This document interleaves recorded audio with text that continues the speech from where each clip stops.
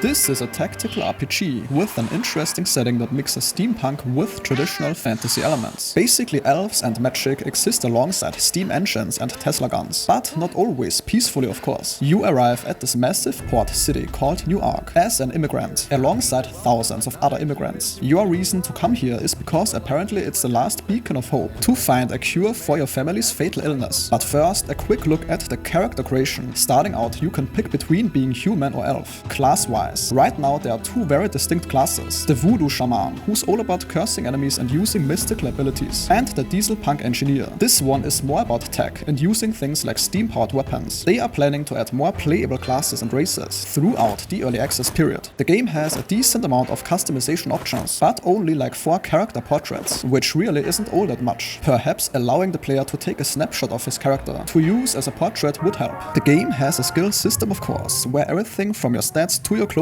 affects your chances in different situations. There are classic skill checks as well, and that stuff is fairly detailed based on the early experience. Pickpocketing, for example, is a whole dedicated minigame to grab stuff without getting caught. You can of course also try talking your way through conversations with various social skills, or fail miserably at doing so and suffer the consequences and deal with them accordingly. Combat is turn-based, and while we haven't seen too much of that in the beginning of the game, it seems pretty tactical. You can get action points each turn, which you can use to move, attack and use abilities. Both you and your enemies have armor that you first need to break through, similar to how it works in Divinity 2 for example. So nothing particularly groundbreaking on that front, but pretty standard stuff so far for a tactical RPG. If you're an engineer, you are working with guns and technical gadgets, while shamans are throwing around curses and spells. There's also a crafting system to modify and upgrade your gear, as well as a dedicated spell and tech crafting system. The story setup is pretty interesting, I'd say. You arrive at this port city, and right away you are dealing with corrupt officials, smugglers, and this whole background scene, with various factions and political parties running things behind the scenes. This game has a party system, similar to other games in this genre, so yes, you can recruit companions along the way. The voice acting is pretty convincing in this game, and a decent chunk of it is voice acted, which surprised me.